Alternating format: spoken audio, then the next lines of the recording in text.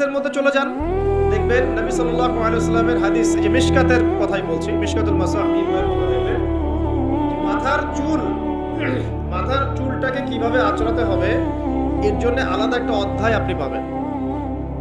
কিভাবে ইস্তেঞ্জা করতে হয় পাবেন, ইস্তেঞ্জা মানে পেশাব পায়খানা, কিভাবে গোসল করতে হয়, হায়েজ নিফাসে কি করতে হবে, খাবেন কিভাবে, আপনি ঘুমাবেন কিভাবে, পোশাক পরবেন কিভাবে, নামাজ পড়বেন কিভাবে, জিকির কেমন করে করবেন, কি জিকির করবেন, কোরআন তেলাওয়াত কিভাবে করবেন, কেন করবেন, ফজিলত কি, সুন্নাতের চর্চা কিভাবে করবেন, পরিবার কেমন করে গঠন করবেন, কোথায় আপনি রিজিকের সন্ধান করবেন, হালাল খাবেন না হারাম খাবেন, হালাল খেলে কি হবে, হারাম খেলে কি হবে, সামাজিকভাবে আপনি কিভাবে চলবেন, সমাজের মানুষের সাথে কিভাবে মেলামেশা করবেন, অন্যের হক নষ্ট করলে কি হবে, ঠিক আছে, আপনি রাষ্ট্র কিভাবে চালাবেন, আপনার সংস্কৃতি কেমন হবে, পোশাক কেমন হবে, এভরি সিঙ্গেল মানে ইনিশিয়েটিভ, এভরি সিঙ্গেল সেক্টর কোরআন এবং হাদিসের মধ্যে ডিটেইলস বর্ণনা করা আছে। সুবহানাল্লাহ।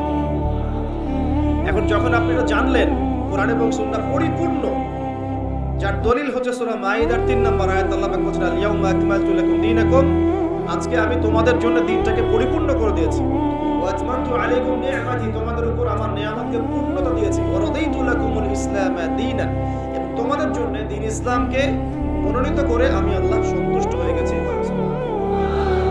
এই আয়াতটা নাজিল হয়েছে বিদায় হজের ভাষণের সময়। বিদায় হজ কখন হয়েছে? 23 বছর পর, যখন নবী সাল্লাল্লাহু আলাইহি ওয়াসাল্লাম দীর্ঘ 23 বছর দাওয়াতি কাজের মধ্য দিয়ে দ্বীনটাকে পরিপূর্ণতা প্রদর্শন করেছেন, প্রতিষ্ঠা করেছেন, তারপর এই আয়াত নাজিল হয়েছে। এখন ইসলামে কি সাংস্কৃতিক হেদায়েত নাই? আছে। তাই থাকে তাহলে আমরা কেন এমন সংস্কৃতির চর্চা করব যে সংস্কৃতি আমাদের মধ্যে জেনা ছড়িয়ে দিবে, যে সংস্কৃতি আমাদেরকে নগ্ন মেয়ে আমাদের সামনে উপস্থাপন করছে, যে সংস্কৃতি আমাদের যুব সমাজকে যৌন সুরসুরির দিকে প্রলুব্ধ করছে, আমরা কেন সেই সংস্কৃতির চর্চা করব? আমাদের কাছে কি ইসলামিক সংস্কৃতি নাই? একটু ঠান্ডা মাথায় ভাবেন, সংস্কৃতির কি প্রয়োজন আছে? আপনার কৃষ্টি এবং কালচার, মনন, আমরা বলি মন আর মনন, এটা বিশ্বের বুকে আপনি পরিস্ফুটন ঘটাবেন, গোলাপের মতো ফুটে উঠবে মনন। আমাদের কি দাড়ির সুন্নত নাই? আমাদের টাকনুর উপরে কাপড় পরার সুন্নত নাই? আমাদের ঢিলে ঢালা তাকওয়ার পোশাক পরার সুন্নত নেই? আমাদের মা বোনদের পর্দার সুন্নত নাই?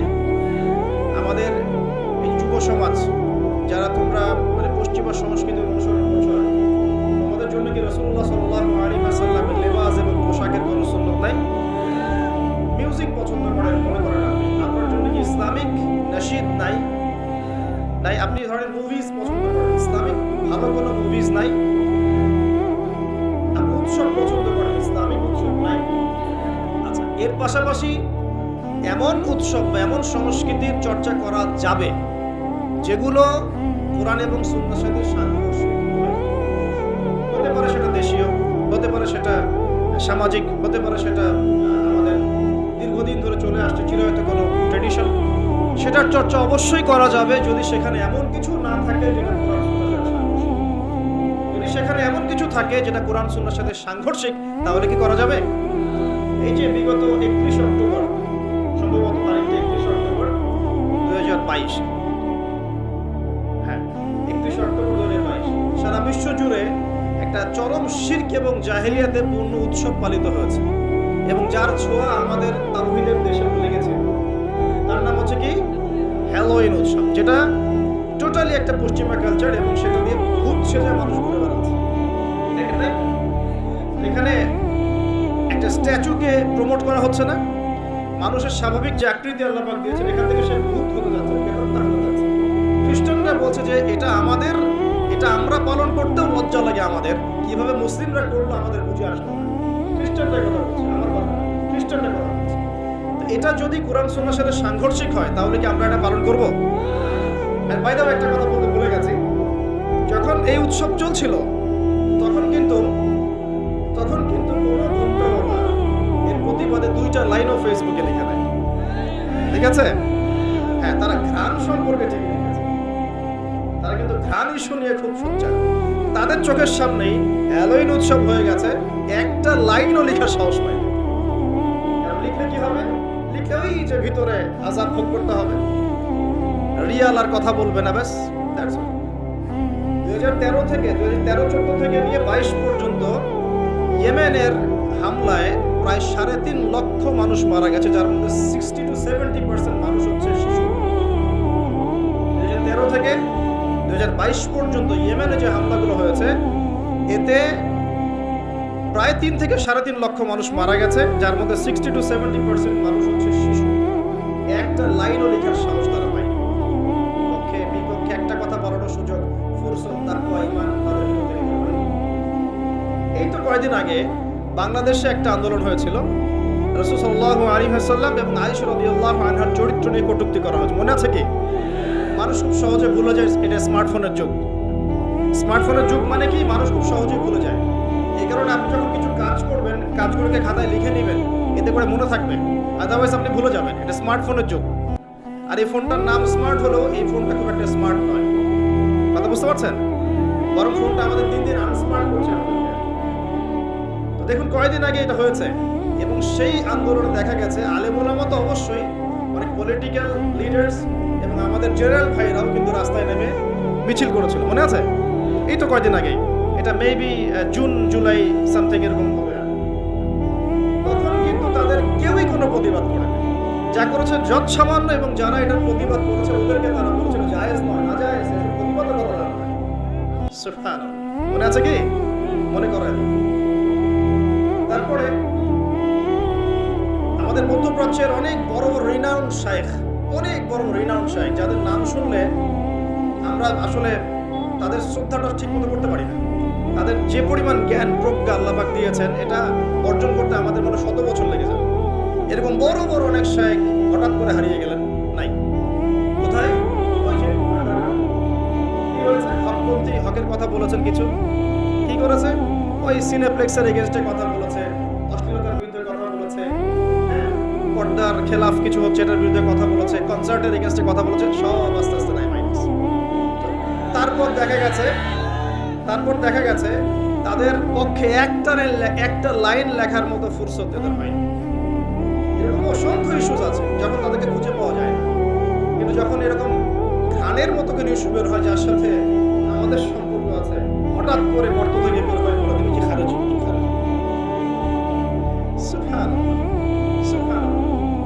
সারা বিশ্বে দেখুন, সারা বিশ্বে মুসলিম কান্ট্রিগুলোর দিকে তাকিয়ে দেখুন, অলমোস্ট এভরি সিঙ্গেল মুসলিম কান্ট্রিতে আজকে মুসলমান নির্যাতনের শিকার। ঠিক আছে? এই সিরিয়ায় দেখেন, ইয়েমেনে দেখেন, ইরাক ইরানে দেখেন, আপনি যে উইঘুরদেরকে দেখেন, রোহিঙ্গাদেরকে দেখেন, আফগান তো আছেই।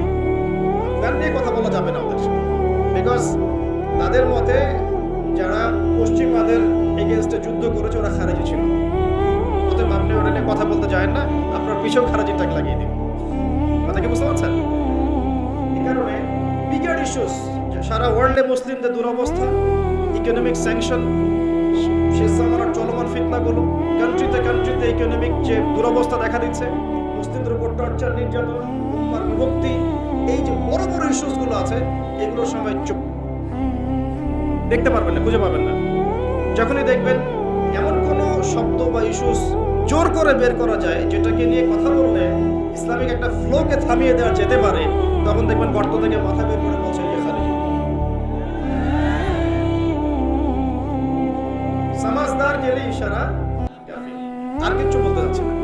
শুধু মনে রাখবেন একটা কথা, যে কোরআন এবং সুন্নাহর সাথে গাদ্দারি করে পৃথিবীতে কেউ টিকে থাকতে পারলেও আল্লাহর কাছে টিকতে পারে না। কোরআন এবং সুন্নাহর সাথে গাদ্দারি করে দুনিয়াতে অনেক কিছু অ্যাচিভ করা যেতে পারে, কিন্তু আল্লাহ পাকের পরকালে আর কবরে কশিনকালও পার পাওয়া যাবে না। শুধু দিনের ফিকহি মাসআলাগুলোই বোঝেন, আর ইকোনমিক বিষয়গুলো বোঝেন না, ওয়ার্ল্ড অ্যাফেয়ার্স বোঝেন না, ওয়ার্ল্ডের মুসলিমদের জিওপলিটিক্স বোঝেন না, মুসলিম কান্ট্রিগুলোর উপর যখন নির্যাতন নেমে আসে কথা বলতে পারেন না, নবীর অবমাননায় কথা বলতে পারেন না, নিষ্পাপ বাচ্চা কাচ্চাকে হত্যা করা হয় তখন কথা বলতে পারেন না। সুবহানাল্লাহ, চোখের সামনে শিরকি কুফর উৎসব হয়ে যায়, একটা কথা বলতে পারেন না। ঘ্রাণ ইস্যুতে এত কথা, কোথায় ছিল এই কথাগুলো যখন এইসব বিষয়গুলো সামনে ছিল? সুবহানাল্লাহ, এখান থেকে এক শ্রেণীর মানুষের একটা ভিতরের চরিত্র খুঁজে পাবেন। মনে রাখবেন, ইসলামের বাহ্যিক শত্রুর চাইতে ভিতরের শত্রুর ক্ষতিকর দিক বেশি। ইসলামের বাহ্যিক শত্রু থেকে আমরা স্পষ্ট চিনি, তাদের সাথে ফাইট করা সহজ, কিন্তু ভিতরের শত্রুদের সাথে ফাইট করা ডিফিকাল্ট। এই জন্য এই যুগে বাইরের চোখ দিয়ে যা দেখবেন সেটা সবসময় সত্য নয়। ভিতরের চোখ দিয়ে আপনাকে দেখা শিখতে হবে। আপনাকে খিদির আলাইহিস সালাম হতে হবে। কোন খিদির? মুসা আলাইহিস সালাম বলছেন, নৌকা কেন ফুটা করলেন? যে নৌকা পার করে দিল, আমাদেরকে নদী পার করে দিল, ওই নৌকা ফুটা করলেন? এই বাচ্চাকে হত্যা করলেন কেন? নিষ্পাপ বাচ্চা। এই দেয়ালটা নির্মাণ করলেন কেন? তিনটা প্রশ্নের উত্তরে খিদির আলাইহিস সালাম বলেছেন, আলাম আকুল লাক, আমি কি তোমাকে বলি না ইন্নাকা লা তাসতাতিআ মা'ইয়া সাবরা, তুমি আমার সাথে ধৈর্য ধরতে পারবে না? আমি নৌকা ফুটা করেছি এই কারণে, যদি নৌকা ফুটা না করতাম তাহলে এই নৌকা পরবর্তীতে হাইজ্যাক হয়ে যেত। কারণ ওই সমুদ্রে জলদস্যু ছিল, ভালো নৌকা হলে হাইজ্যাক করে ফেলতো, তাই ফুটা করে ফেলেছি। বাচ্চাকে কেন হত্যা করেছি? নিজের ইচ্ছায় করি নাই, আল্লাহর হুকুমে করেছি। কারণ আল্লাহ পাক আমাকে জানিয়েছেন এই বাচ্চা যদি বড় হতো, বড় একটা কাফের হতো এবং সে তার পিতা মাতাকেও কুফরিতে নিয়ে আসতো। দেয়াল কেন নির্মাণ করেছি? বিকজ দেয়াল হচ্ছে এই বাড়ির দুইজন এতিম বালকের দেয়াল। এই দেয়ালের নিচে গুপ্তধন আছে, যদি নির্মাণ না করতাম মানুষ টাকা পয়সা নিয়ে চলে যেত। নির্মাণ করেছি, পরবর্তীতে যখন এটা বড় হবে এই গুপ্তধন তারা পাবে। এই তিনটা ঘটনায় কোথায় আছে? সূরা কাহফের মধ্যে। কোন সূরা? সূরা কাহফ। সূরা কাহফের মধ্যে ঘটনা আছে। এখানে খিদির আলাইহিস সালাম যা করছেন, তিনি ইন্টারনালি বিষয়গুলোকে অবজার্ভ করছেন। আল্লাহ পাকের নূর, আল্লাহর দেয়া বসিরা, মারিফত দিয়ে তিনি দেখছেন। আর মুসা আলাইহিস সালাম বাহ্যিকভাবে দেখছেন, নৌকা কেন ফুটা করলেন, বাচ্চা কেন হত্যা করলেন, দেয়াল কেন নির্মাণ করলেন। কথা কি বুঝতে পারছেন? তো এখানে বাহ্যিক দৃষ্টি এই যুগে চলার জন্য আপনার জন্য যথেষ্ট নয়। আপনাকে খিদির আলাইহিস সালামের মতো ইন্টারনালি আপনাকে পিউরিফাইড হতে হবে, ইন্টারনাল অবজারভেশনের দরজাটা খুলতে হবে। একটা বিষয় বোঝেন, আলোচনা একটু হাইটট হচ্ছে আমি বুঝতে পারছি, মনোযোগ ধরে রাখতে হবে। এখানে বিষয়টা হচ্ছে, যে যুগে ফিতনা ছড়িয়ে পড়বে, এমন ভাবে ফিতনা ছড়িয়ে পড়বে যে ফিতনাগুলো একটাই সভ্যতার মতো। এখন কি সেরকম ছড়িয়ে পড়েছে না? নাকি এটা বোঝানোর জন্য আবার নতুন লেকচার দেওয়া লাগবে? তখন এই ফিতনাময় পরিবেশে আপনি খিদির আলাইহিস সালামের মতো দূরদর্শিতা সম্পন্ন হতে না পারলে পথ হারিয়ে ফেলবেন। শুধু তাই নয়, এই যুগে বাহ্যিক চোখ দিয়ে যা দেখা যাবে সবসময় তা সত্য হবে না। এই তিনটা ঘটনায় ভিজুয়াল ওয়ার্ল্ড বলি আমরা, যেটা বাহ্যিক পৃথিবী এবং রিয়েলিটি, বাস্তবতা, এর মধ্যে আসমান জমিন পার্থক্য ছিল। ওই নৌকা ফুটা করে কি খিদির আলাইহিস সালাম সত্যি ভুল করেছিলেন? ওই বাচ্চাকে হত্যা করে কি তিনি অন্যায় করেছিলেন? দেয়াল নির্মাণ করে কি তিনি বোকার মতো কাজ করেছেন? এই ভিজুয়াল ওয়ার্ল্ডে আপনি যা দেখছেন তার সবকিছু সত্য নয়। আপনি দেখছেন বিশ্ব পুরো এগিয়ে যাচ্ছে, তাই না? এটা বাহ্যিক চোখ আপনার, কিন্তু আল্লাহর মারিফত দিয়ে দেখলে আপনি বুঝতে পারতেন বিশ্ব আগাচ্ছে ঠিকই, বাট কিয়ামতের দিকে। কিসের দিকে? বিশ্ব আগাচ্ছে ঠিকই, বাট নিউক্লিয়ার কোন যুদ্ধের দিকে। এখন বলবে ভবিষ্যৎবাণী করে দিল নিউক্লিয়ার যুদ্ধ হবেই তো বলি নাই, বলেছি হওয়ার মুখোমুখি অবস্থা দাঁড়িয়ে আছে। যে কোনো মিলিটারি অ্যাফেয়ার্স যারা পড়াশোনা করে, ভালো মানের পলিটিশিয়ান যারা ইন্টেলেক্ট রাখেন মাথার মধ্যে, শিক্ষিত সমাজ এবং মিলিটারি অ্যাফেয়ার্স যারা বোঝেন, তাদেরকে জিজ্ঞাসা করতে যে আবু তো আদনান ভাই একটা লেকচারে বলেছিল যে সারা ওয়ার্ল্ড নাকি নিউক্লিয়ার যুদ্ধের দ্বার প্রান্তে দাঁড়িয়ে আছে, কথাটা কতটুকু সত্য? তারা অ্যান্সার দিবে ইনশাআল্লাহ। দেখেন, এই শিক্ষিত সমাজ অ্যান্সার দিবে ইনশাআল্লাহ। তাকে জিজ্ঞেস করতে যায় না যে বিষয়ে কোনো জ্ঞানী রাখে না। স্যার, যারা এই সেক্টরে পণ্ডিত তাদেরকে জিজ্ঞাসা করে, তারা বলবে যে হ্যাঁ, এটা মুখোমুখি দাঁড়িয়ে আছে, যে কোনো সময় হতে পারে। আমরা নিউক্লিয়ার যুদ্ধ হবে কিনা তা তো আর আমরা কোরআন সুন্নাহয় পাইনি। এতটুকু পেয়েছি, মালহামা হবে। কি হবে? মালহামা মানে মহাযুদ্ধ। এটা বিভিন্ন কান্ট্রির মধ্যে জড়িয়ে পড়তে পারে, আল্লাহু আ'লাম বিসসাওয়াব। এতটুকু জেনেছি, ইরাকের ইউফ্রেটিস নদীর সোনার পাহাড়কে কেন্দ্র করে বিশাল যুদ্ধ হবে, এটা জেনেছি, হাদিসে আছে। শুধু তাই নয়, নবী সাল্লাল্লাহু আলাইহি ওয়াসাল্লাম বলেছেন প্রতি 100 জনের মধ্যে 99 জন মানুষ ওই যুদ্ধে মারা যাবে। যারা যুদ্ধে অংশ নিবে তাদের কথা বলা হচ্ছে। মুসলিমদেরকে বলা হচ্ছে তোমরা ওই সম্পদে হাতও দিবে না। ওই সম্পদ নেওয়া তো দূরের কথা, ওখানে হাতও দিতে যাবে। বুঝতে পারছেন? তো দেখছেন বিশ্ব এগিয়ে যাচ্ছে, কিন্তু আমরা বলছি যে একটা নিউক্লিয়ার ওয়ারের দিকে এগিয়ে যাচ্ছে। দেখছেন ইকোনমিক্যালি আমরা খুব সমৃদ্ধ হচ্ছি, সারা বিশ্ব, তাই না? কিন্তু বিশ্বের অনেক দেশ, বিশ্বের অনেক কান্ট্রি ইকোনমিক্যালি এখন একটা দুরবস্থার সম্মুখীন হয়ে আছে। এটা রিয়েলিটি আর ভিজুয়াল ওয়ার্ল্ড এক জিনিস নয়। আপনি দেখছেন মেয়েরা খুব এগিয়ে যাচ্ছে, একদম ওই যে স্টেজে উঠে নাচানাচি করছে, অধিকার আন্দোলন এভরিথিং, তাই না?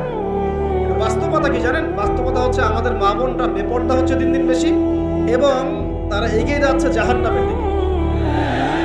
নবীজি বলেছেন এই কথাই, শেষ জামানায় এক শ্রেণীর নারী বের হবে, নিসাউন, মহিলা, কাসিয়াতুন, যারা কাপড় পরে থাকবে, আরিয়াতুন, তারপরেও নগ্ন হবে, কাপড় পরেও নগ্ন থাকবে, এবং তারা অন্যকে আকৃষ্ট করবে, সিডিউসড করবে, এবং অন্যের দিকেও আকৃষ্ট হবে, মানে নিজেও সিডিউস।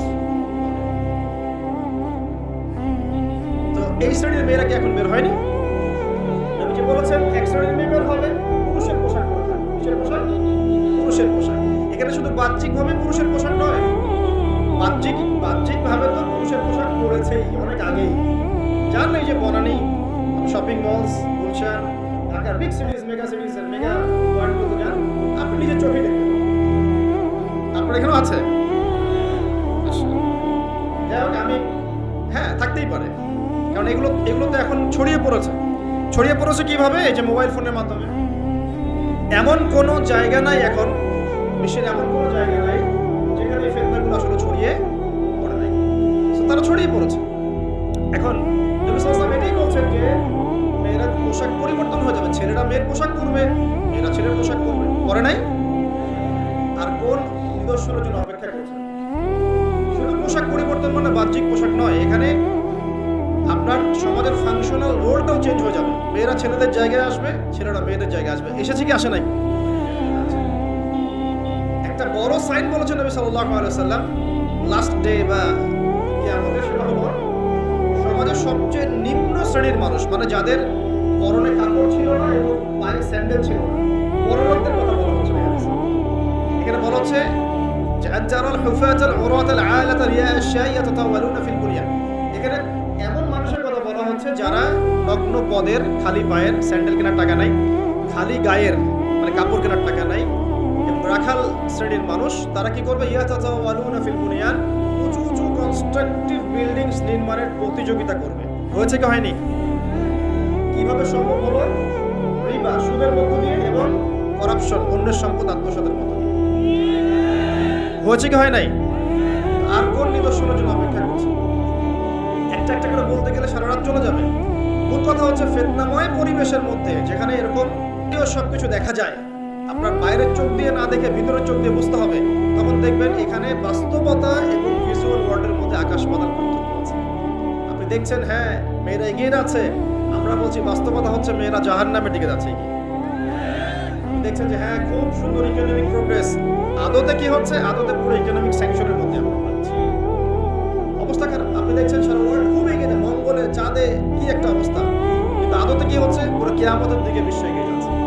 দেখছেন মুসলিম উম্মাহ খুবই দাঁড়িয়ে তাকবীর আল্লাহু আকবার একদম, তাই না আমাদের অবস্থা?